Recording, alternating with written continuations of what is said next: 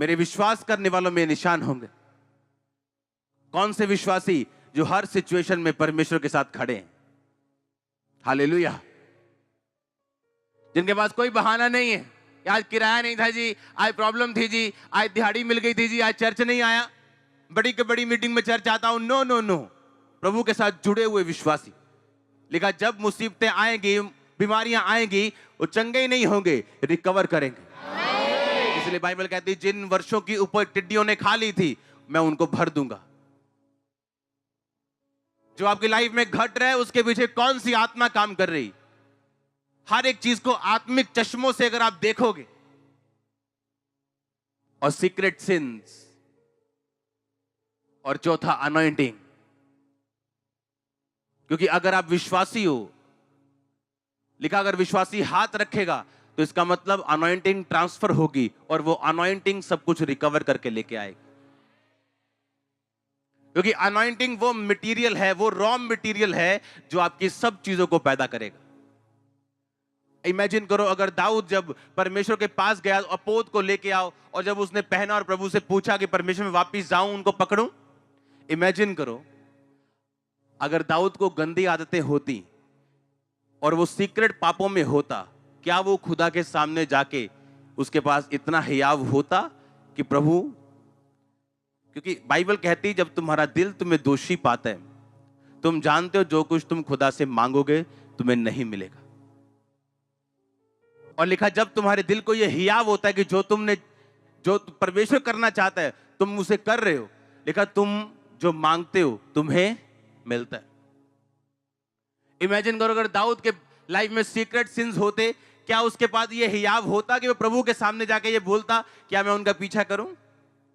नहीं। आप जानते हैं शाऊल ने वो गोलियत पहली बार नहीं दिखा था। सुनो, अगर हम WWE देखें, हाँ, तो वहां 7 फुट का एक ही नौजवान है क्या? हाँ, अपने ग्रेट खली गया उधर, और पहले कोई नहीं था? थे ना, अलग अलग टाइम पे आते रहते ना लोग। शाऊल अब घबरा रहा था उस गोलियत से। आपको मालूम पहले उसने कितने गोलियत जैसे लोगों को मारा था, पर अब नहीं मार पा रहा था। अब उसके हाथ कांप रहे थे। पता है क्यों? उसे मालूम था वो प्रभु के सामने वो दोषी है और खुदा का आत्मा उसके साथ नहीं। उसके अंदर हियाव नहीं था कि वो गोलियत का सामना करे, इसलिए वो पीछे हट गया था। और उसने मालूम दाऊद को क्यों दिया मारने के लिए? इसलिए नहीं कि दाऊद ने बोला, उसे मालूम था कि जो शैतान को मारना है वो मसे से मारना है, वो आत्मा से मारना है। और इस लड़के के अंदर उसे आत्मा और मसा दिख रहा था, क्योंकि एक दिन वो भी आत्मा और मसा पाया हुआ था। और उसे मालूम था कि मैंने भी गोलियत मारे हुए, ऐसे बड़े बड़े योद्धाओं को मैंने ढेर किया हुआ, जब मेरे अंदर वो मसा और आत्मा था, और वही मसा वही आत्मा वो दाऊद के अंदर देख रहा था। और उसने कहा ठीक है, तू जा और उससे मुकाबला कर। और अब उसके अंदर जाने का हियाव नहीं था, शक्ति नहीं थी। क्यों? उसे मालूम था वो खुदा के वचन को तोड़ चुका। जब परमेश्वर ने कहा था सबको मार देना, कोई गाय बैल ना छोड़ना, और उसने अच्छी अच्छी गाय बैल बचा लिए थे। और जब शमूएल आके बोलता है ए क्या है, गाय बां बां कर रही हैं, तूने मारा नहीं इनको? कहता नहीं, परमेश्वर के लिए छोड़ रखा है, प्रभु की कुर्बानी देने के लिए। तो उसने कहा क्या परमेश्वर कुर्बानी चाहता है या ये चाहता है तो उसकी आज्ञाओं को पूरी तरह से माने? हालेलुया। क्या परमेश्वर ये चाहता है कि आप शराब बेचें और उसका टाइथ यहां पे आके दें? क्या ये चाहता है कि आप शराब बेचना बंद कर दें?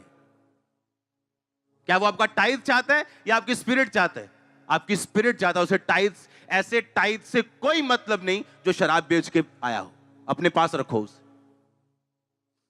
हालेलुया। कितने समझ रहे हैं? तो अब शाऊल ये बात जानता था, उसे मालूम था कि वो परमेश्वर के सामने दोषी है, और हियाव नहीं पैदा हो रहा था कि वो जाए। सब कुछ यहीं शुरू होता है। कहां शुरू होता है? बोलो यहां, दिल से। आमीन। अगर ये खुदा के साथ कनेक्टेड है, हमें मालूम होता है कोई प्रॉब्लम नहीं, खुदा हमारे साथ है। ये शैतान भागेगा या बीमारी चीरी जाएगी। कितने समझ रहे हैं? पर जब यहां प्रॉब्लम होती, एक छोटा डड्डू भी डराता है आपको। आपको होता है डर कि मैं प्रभु के साथ सही नहीं हूं, यही इन्फेक्शन कर देगा, ये वायरस कर देगा। कितने मेरी बात को समझ रहे हैं? तो दाऊद घबराया नहीं, उसने स्पिरिट को पहचाना कि शैतान मुझसे छीनना चाहता है वो चीजें, मुझे वहीं वापस लेके जाना चाहता है कि मैं खुदा के साथ कुड़कुड़ाऊं या भरोसा ना रखूं।